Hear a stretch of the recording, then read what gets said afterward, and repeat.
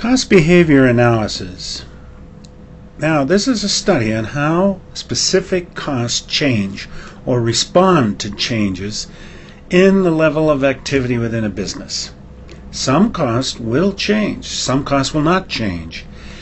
Understanding how cost behaves really helps management when they're faced with making a decision, and when they're making a decision they have different courses of action.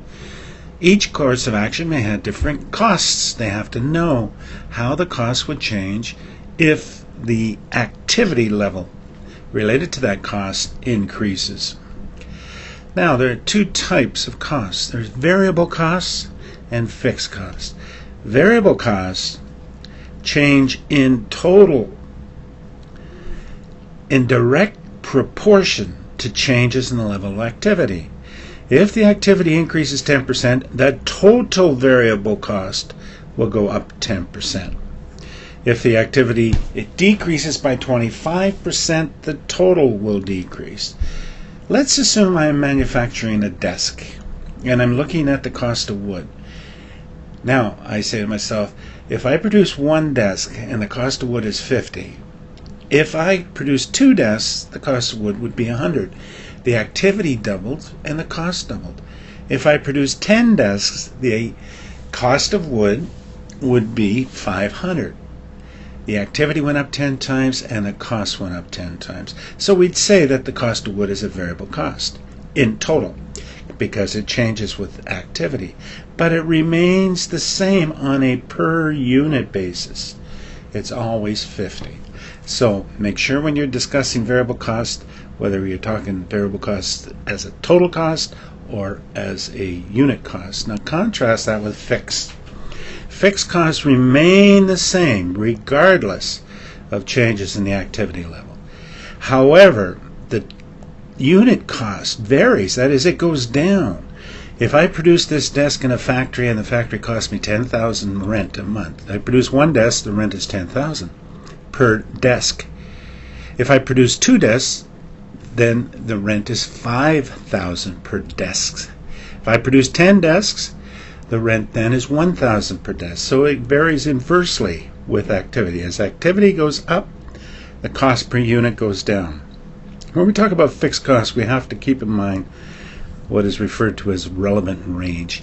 That is, I have this factory that can produce 1,000, up to 1,000 desks, and therefore the fixed cost will remain the same for the 1,000. But once I start producing beyond 1,000, I have to add fixed costs. So the relevant range is from 0 to 1,000. Now there are some costs that change, therefore they are variable, but they don't change in direct proportion. They're not fixed because they change. So a mixed cost is a cost that has both a fixed and a variable element to it.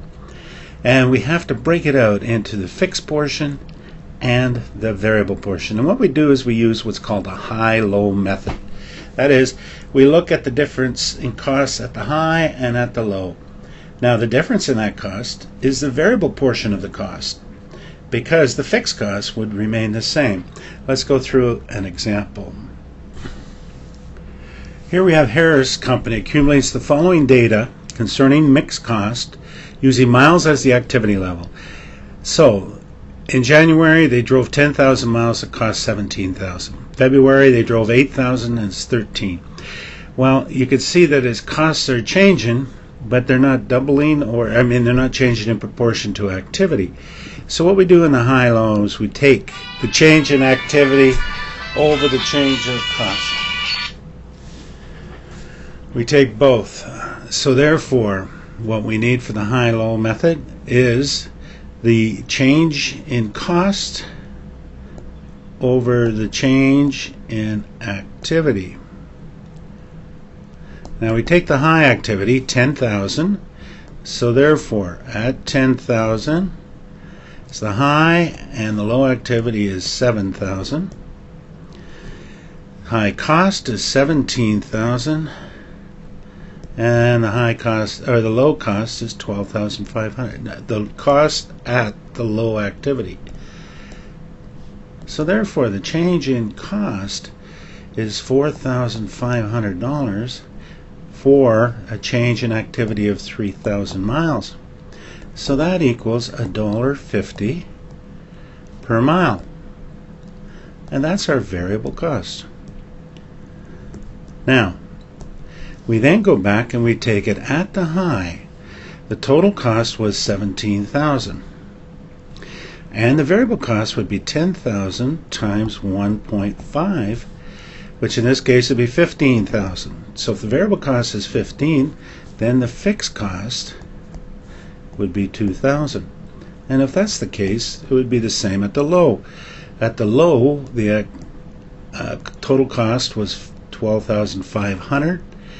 The variable cost would be 10,000, no, not 10,000, 7,500 times 1.5, which would be 10,500. And the fixed cost, of course, would be the same at that level. So the fixed is always fixed, is always fixed. So we can say that if we wanted to predict the cost, y equal a plus bx. Alright, a is the fixed cost plus b is the variable cost times the activity. And so for this one, the fixed cost would be, so y would equal 2,000. We can predict the activity plus 1.5 times x. Jesus. Sorry about that. It would be x. So if I wanted to figure out what it would be at 11,000, it would be 2,000 times 1.5 times 11,000. So that's how we break a mixed cost out. Now, cost volume profit analysis is very important in profit planning, and it's a critical factor in managing decisions. We're going to look at how costs change in relation to volume and the effect that has on profit. And we come up with what's called a contribution margin. That is the amount of revenue after deducting costs. So we take the costs and we format the sales minus variable cost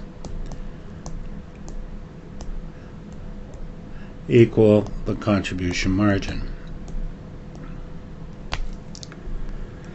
So in break-even analysis is the process of finding that break-even point at which total revenues equal total cost. And we use the contribution margin to do that, and we can do it in both sales units or sales dollars. Now keep in mind the contribution margin is the total revenue minus the total variable cost. Break-even point is that point where the contribution margin equals the fixed cost. So for example here I have a selling price of 25 and I have variable cost of 15, contribution margin of 10. Therefore my contribution margin per unit is that. My contribution margin ratio, if I put sales at 100%, my variable costs are 60, my contribution margin ratio is 40. So with that, and I have fixed costs of 100,000, I simply, the break-even point in dollars is the fixed cost of 100,000 divided through by 0.4, the contribution margin ratio, and I get 250 as the break-even in dollars. The break-even in costs in units would be the 100,000 divided by $10, or 1,000 units is the break-even. Well, you see it's the same thing. 1,000 units at $25 is 250,000. So I calculate the break-even both in dollars and in units. Two more things. Target net income. Well, instead of just doing a break-even, all we have to do is take the fixed cost plus the target net income and divide it through by the contribution margin per unit, or contribution margin percentage. And that will give us in either sales units or sales dollars. If I use contribution margin per unit, I get my answer in units. If I use percentage, I get my answer in dollars. And that will tell me how much I have to sell, not only to cover my fixed costs, but give me a targeted net income. Lastly, the margin of safety. Now that is the cushion. That is the difference between the actual or expected sales and what I need to break even. It's referred to as a cushion, and it's a measure of the risk of a company. So if a company has selling 1,400 units and it needs 1,000 to break even, then it has a margin of safety of 400 units. Compare that to another company that maybe has the same break even, 1,000, but it's only selling 1,100 units at the current time. It would have a margin of safety of only 1. And there you have the cost, volume, profit.